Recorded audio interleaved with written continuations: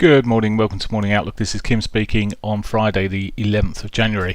So today's Outlook, we're looking at initially news-wise this morning at 9:30 GMT, we've got the UK GDP. Not so worried about that, it's a monthly figure, it doesn't seem to have a lot of impact at the moment. What has more impact though is the manufacturing production data coming out at the same time. So that seems to, well, certainly the most important of the two numbers there at 9:30. Thereafter 1:30 this afternoon we've got the US CPI data coming out. Pretty important, but we've now had all the Fed, I say all of the Fed speakers, a good chunk of Fed speakers putting their 2 penny worth in about interest rates and how they see that the current rate is probably right, and then there's possibility for changing either way. Even the hawks have said similar, so it's out there now. That now, as I said, before the beginning of the week, or at the beginning of the week, we knew that data in terms of there was very unlikely that there'll be any interest rate increases next year, according to the FedWatch software. So well, we'll see in terms of what the markets are actually pricing in. So it's priced in now. Now it is down to individual data. This inflation data later on will be key at 1:30. So we'll see how the market runs through from that onwards. Right, so start off looking at euro dollar, and it's, well, yesterday ended up in the reversal day there. Short term is a key point now. We're sort of sitting between there's a trend line across the lows here that I haven't drawn, which I could do if you want. There we go, let's pop it on there, crossing along around these lows roughly. Maybe want to draw it neater with a more recent one, but a break of that 21, really, that trend line would possibly, well, certainly give us a lower high and maybe suggest that it's a bit more normalizing back into range, but we'll see. It's still got potential to push on further from the trend. If it doesn't do that, it's choppy where it's sitting on this alley picture at the moment.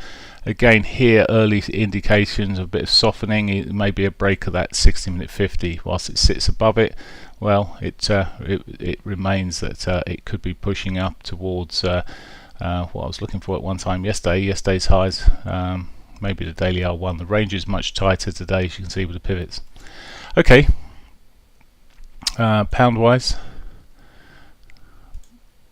so the pound, another inside day really. Not a lot of difference there, not great surprises when we're looking at what's going on with Brexit, etc. So market's unsure, and it's showing in this price action. We saw some really, in fact I could probably switch this down to a 30-minute chart for a moment, just to if I can find a 30-minute chart, just show you how choppy it was. So look at this period here, a couple of hours through the early afternoon. We had some sort of spikes, and then it's been quite a choppy old market intraday. So it has got more, or had more movement than the euro yesterday for quite long periods, but there we go. So we're all over the pivot. At the moment it's looking like it might head south.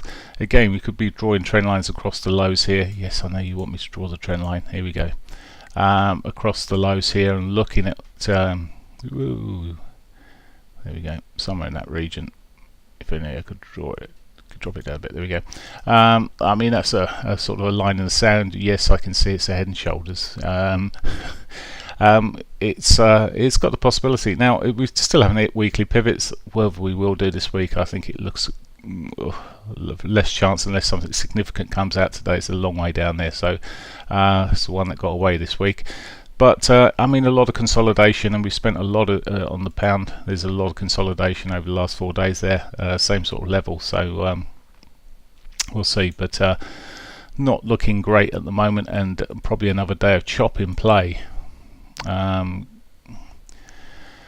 Dollar yen, well, yesterday ended up with a hammer there, bullish day. Well, I suppose that makes sense, and it's a bit more aligned to the fact that we had a down day in the pound and the euro, so it's a bit more aligned. It's still difficult to see really too much price action on this 4 alley because that huge spike there that's spoiling the charts.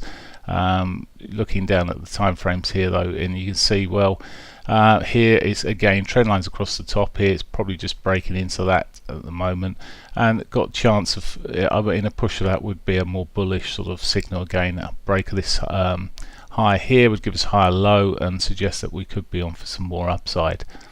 So looking a bit more normalized at the moment. Aussie dollar, some good news during the evening there. I did wonder yesterday, we were looking at this in the room, I wondered if it would push up and continue through. It has, and I'm still quite bullish on the Aussie dollar at the moment. I think that could be riding its way towards that daily 200 at some point, sooner probably rather than later. Look how steady it is, the rise there. Never really pulled off too far yesterday. It did come off, but then was pushed up through with some good news and data. Retail sales up a pip at 12:30 this morning, so not necessarily big in that, but it's pushing up all the same and continuing on that route at the moment. Canadian dollar, well, had the update yesterday. Today selling off a little bit here, and well, still got the chance of further downside here, so looking like it may just continue rolling down, maybe double bottom sort of territory. Very flat and choppy day yesterday. As I said, it's very difficult some days just to try and day trade this. It does tend to be the currency that takes the most off of traders.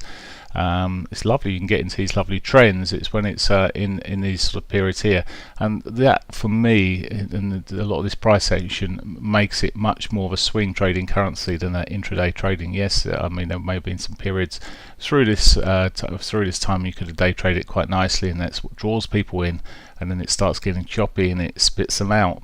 So it's looking all right at the moment. As I said, looking like may consolidate around the lows here or push down towards these lows at some point. Overall movement on this, well, it still could head off towards that daily 200 as well, so has potential for further downside. Right, that is pretty much it for me. Gone through the news. Have a great one. Take care. Bye for now.